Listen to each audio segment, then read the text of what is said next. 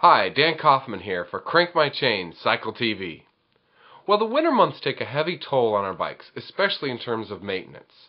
In the next couple of weeks, we're going to be taking a closer look at some repair issues, especially as they pertain to wet weather. Today, we'll be discussing a subject that's near and dear to me, the chain.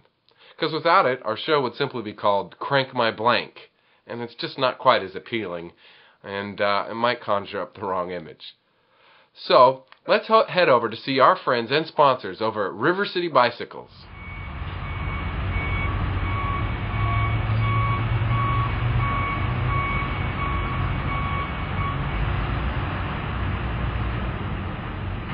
Hi, I'm here with Doug Moak, Service Manager here at River City Bicycles.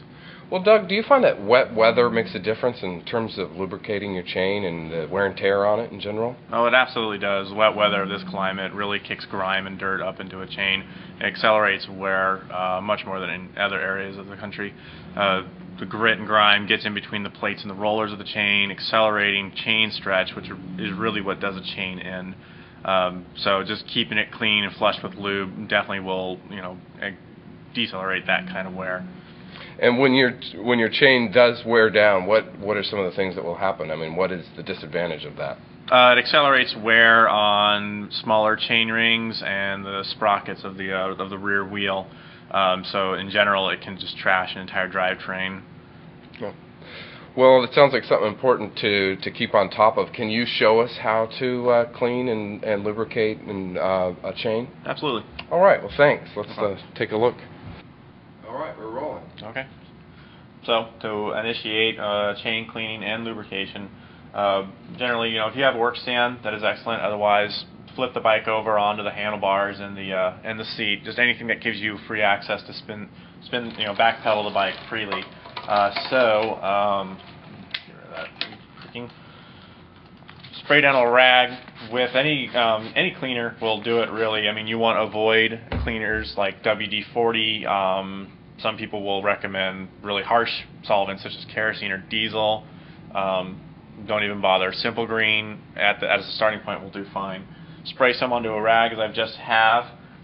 Wrap it around the chain and just backpedal through the rag. This will remove the good number of gunk stuck to the chain.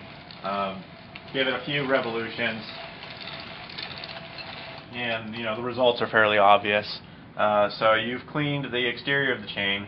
The interior, getting into the rollers, that's really only doable by removing the chain from the bike, and most people are not set up to do that or have the inclination.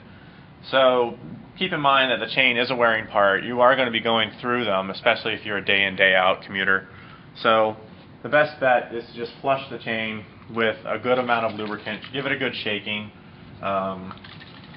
Like I said, backpedal and just hold the lubricant over the chain and just give it a good dousing. Better too much than too little. That way you don't wind up squeaking halfway through your commute home, and that will drive you nuts. Just give it a good dousing. If you prefer to do it up by the crank, you can certainly do that. However, the crank will get in the way. Do it as fast or as slow as you like. You can do one chain link at a time, or just do it quickly, as I prefer to do. That will saturate the chain. Set your lube down. Grab the rag again. Start with like a clean portion of the rag so you don't get any of the grime that you got off of it back onto the chain, and just wipe the excess off. Once again, just wrapping the rag around the chain and backpedaling through the rag, and once again you'll get a little more dirt. However, without a solvent bath, it's impossible to completely denude the chain of any dirt and grime. So the chain is reasonably clean and lubricated now and squeak free.